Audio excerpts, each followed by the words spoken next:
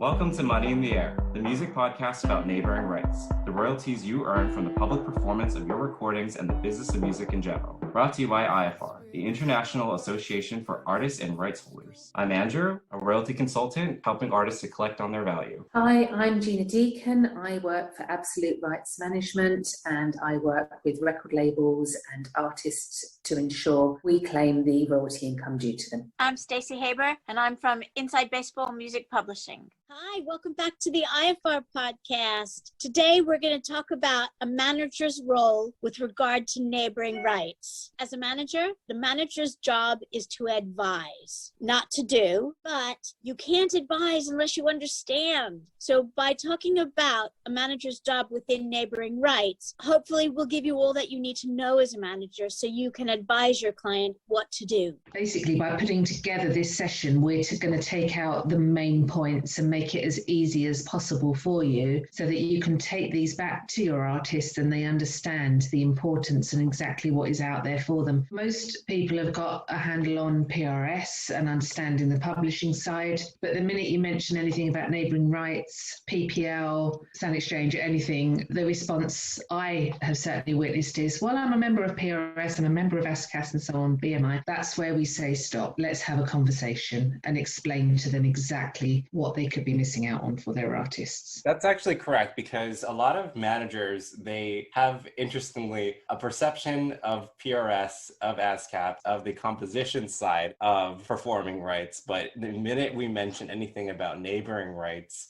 it kind of goes over their head. So can we talk about, maybe from that perspective, what are the overlaps between publishing, performing rights, PRS, ASCAP, BMI, to neighboring rights, to talk about like the similarities between the two? Yeah, and the use of the word overlap is really good. They don't overlap, they sit side by side. It is the same activity that generates the income on the publishing side and on the recording side. So if you are getting publishing income and you're also the recording artist in addition to the writer, there's recording income for neighboring rights.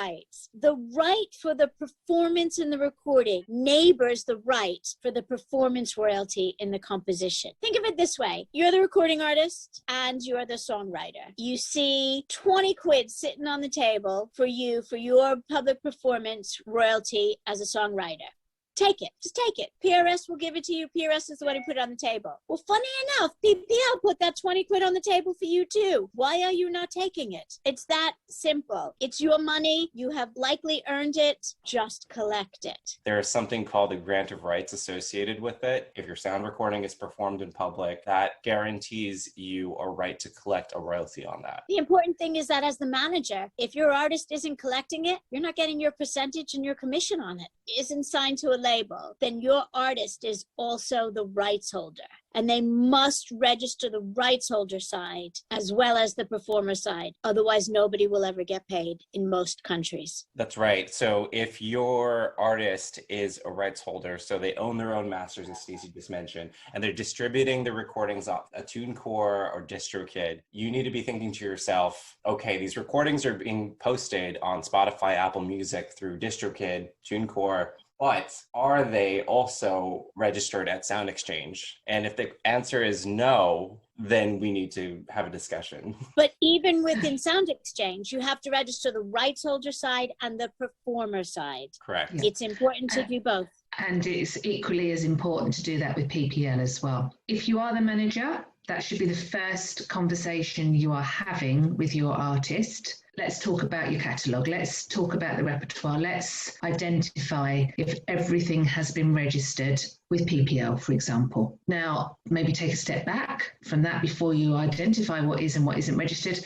Are they members? Are they rights holders members of PPL? Because that is the first step to actually getting the repertoire registered, is you need that account. You would have to go through the process. You can log in to the PPL website and choose the option to create an account as a rights holder. They talk you through it step by step. It's incredibly straightforward. PPL will process that application. It will take a couple of weeks weeks. And once you have access to their database, you can then log in and register, or the artist can log in and register any recordings to which they own the sound master copyright. That is the most important thing, to get those registered. Once you've identified those recordings, the next step, if they don't own the rights to sound master copyrights, but they have contributed on recordings and they don't know about neighbouring rights, sit down with them and create a spreadsheet, or pick up a pen and paper and list everything that they've recorded on.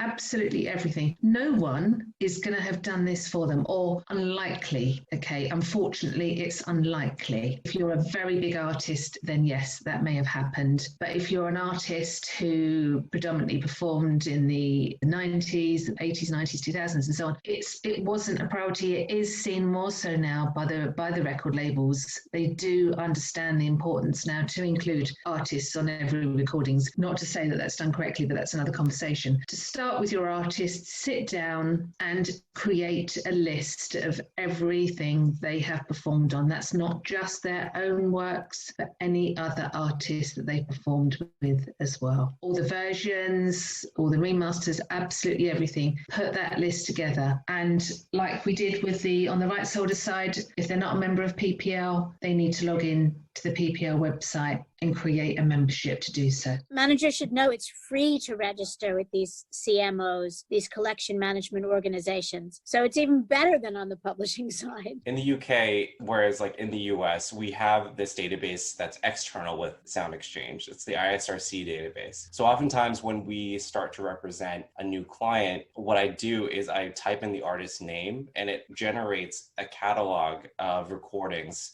for that particular artist. Does something like that exist in the UK? Is there a database that will generate that list for you to cross-reference what recordings are registered at PPL, what recordings are registered at Sound Exchange? The only way to identify what has been registered on PPL is to actually search for it on their database. So you would either search for it via the recording title, or if the ISRC code, which is the International Standard Recording Code, unique to every recording, if you are aware of that code, then that makes it a lot easier to search on the PPL database. Apart from that, it's Discogs or the internet. Quite often what I do is I search in PRS first, because usually the songs are registered from the moment they're written, which is before they're recorded. And my artists are very good at registering the PRS themselves. When you register the PRS and you list all the songwriters, there is a tab in the data search for the recording. So you can click on the recordings or the audio works, and sometimes the ISRC code is listed and you can lift it right there. Other times when I'm registering a recording, either for myself as a label or to help out one of my artists, they ask you for the writers and the publishers, and I can put in a CAE number, their writer number, and something will come up and populate itself when I'm registering the recording. There is an overlap there in terms of data, but we don't have the same ISRC database search function that you have. That would be very handy. Another thing it's good for managers to know is that the artist needs to be able to come to you with questions about the business of music. So the more you know about the business, the better a manager you will be. When managers come to me, they often come confused. They know that they have to submit their registrations, but they don't necessarily know who collects what and how to register what. And after they have a session with me, they feel so much more empowered and informed. Just a basic understanding of the way income is collected and what their responsibilities are. They feel so much more at ease, because I feel like managers, they want to do right by their clients, but nobody has sat down and told them how to do right by their clients. The first time that two of my artists did their own PPL registrations, they came, we sat down side by side, and I sat with them while they did it, just till they got familiar with how to use PPL, how to register the recording first so that they only had to claim it on the performer side. And you always get the question, why do I have to register every instrument I played? And the answer is because it's money. Why would you not take every penny? It's different everywhere in the world. So take every penny you can get from Brazil, take every penny you can get from Spain, do the work now, and then it's passive income. Then you never have to do the work again to collect on that registration forever. Once you've made a claim, then that's it. That claim is there, providing it's not queried, for example, by PPL, because if you've claimed a contribution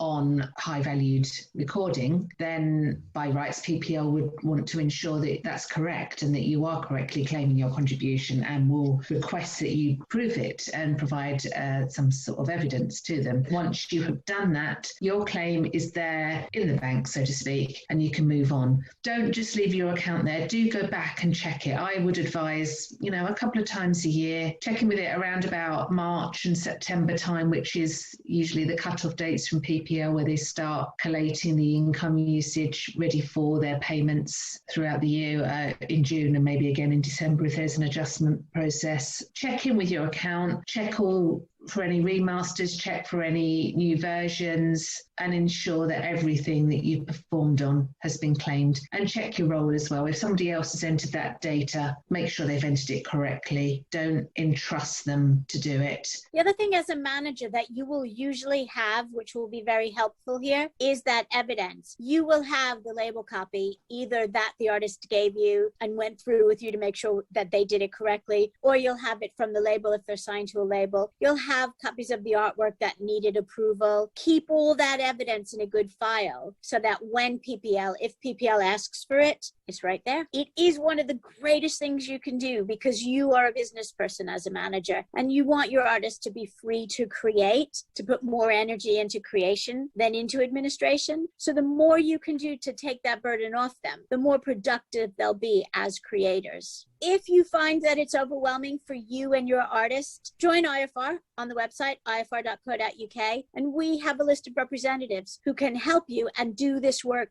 for you. If you can't do it yourself, there's always help out there.